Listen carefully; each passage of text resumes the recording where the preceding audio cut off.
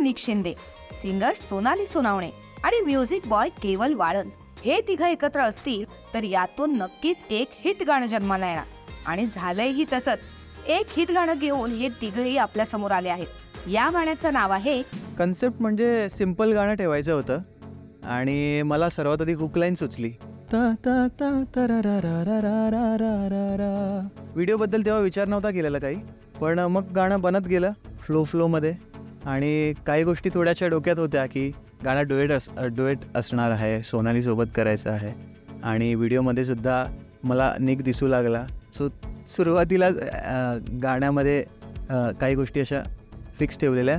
2022ला गाण्याची सुरुवात झाली असं म्हणता येईल. जेव्हा ते आधी रेकॉर्ड केलेलं, त्यानंतर पुन्हा जेव्हा आम्ही जेव्हा ठरवलं की हां आता आम्ही काही महिन्यांमध्ये शूट करतो, तेव्हा पुन्हा काही चेंजेस गाण्याचे लिरिकल करून आम्ही त्याला जरा आणखी पॉलिश करत आजच्या डेटनुसार प्रोसेसमध्ये पुढे केलं. हे सॉन्ग केवलच्या लेबल अंडर रिलीज करण्यामागे काय कारण आहे? घरवाली हे गाणं माझ्या लेबल अंडर किंवा केवल वाळंज या यूट्यूब चॅनलवर टाकण्याचं असं खास काही वेगळं रिझन नव्हतं, पण मला एवढा छान प्रतिसाद मिळतो आहे आपल्या ऑडियन्सकडून आणि सगळीकडे प्रेम मिळतं आहे. बरेच जण मला विचारायचे की मी काय टाकू, सर्च करू की तुमचं गाणं येईल. सो केवल वाळंज टाकल्यावर आधी माझं चॅनल यायचं आणि तिकडे माझी गाणी दिसत नव्हती.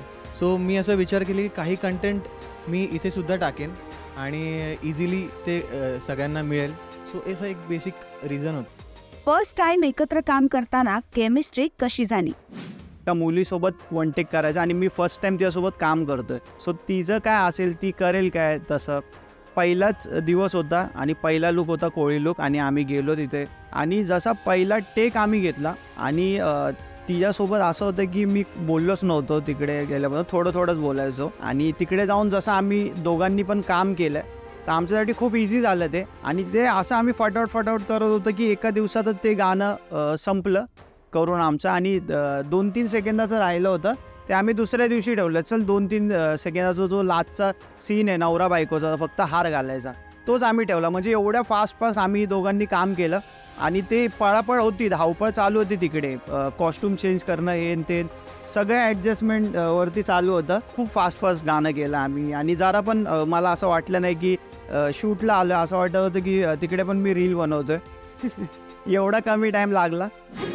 नखरेवाली झालं, घरवाली झालं, मग नेक्स्ट सॉन्ग कुठलं असणार आहे? नेक्स्ट सॉन्ग आय थिंक मला असं वाटतं बाहेरवाली करायला लागेल. कारण एवढ्या आवडायला लागल्या सगळ्यांना नखरेवाली. जसं आम्ही घरवाली अनाऊन्स केलं तेव्हा पण लोक मला पण हेच विचारत होती की पार्ट 2 वगैरे काय बनवता का तुम्ही, असं नखरेवाली घरवाली. नंतर मग कमेंट पण 1-2 जणांनी केलं आता बाहेरवाली पण करा. कारण ते आवडते लोकांना, गाणी बॅक टू बॅक येत आहेत. पण माझं एवढं असतं की असं महिन्याला 2-3 गाणी नाही करायची, एकच गाणं करायचं, ते लोकांपर्यंत पोचेल आणि ते आवडेल. याचं काही रिझन आहे का? नाही, हा गैरसमज आहे. खूप सारे बी रोमॅन्टिक नाही त्यामध्ये. जर का तुम्ही बघितलं असेल त्यामध्ये आपली सावं येते, आपली यारी एक गाणं येतं आणि बैलगाडा सॉन्ग येतं, महाराजांचं आत्ता आम्ही गाणं केलं ते येतं. मी ऑलमोस्ट सगळ्या प्रकारची गाणी केलेत आणि पुढे पण अजून तुम्हाला नवीन प्रकारची गाणी पण दिसतील. फक्त लव्ह सॉन्ग पुरता नाही राहिलोय मी आता. तो आहे एवढा क्यूट की त्याला रोमॅन्टिक गाण्यामध्ये बघायला आवडतं सगळ्यांना ते आवडतं. कारण मी पहिल्यापासून 1 वर्ष तर मी कंटिन्यू रोमॅन्टिक सॉन्ग करत होतो, म्हणून लोकांचं बघायचं ते असेल की हा फक्त रोमॅन्टिक करतो. पण मी नंतर मी स्वतःलाच एक्सप्लोअर करत गेलो आणि वेगळी गाणी पण करत गेलो.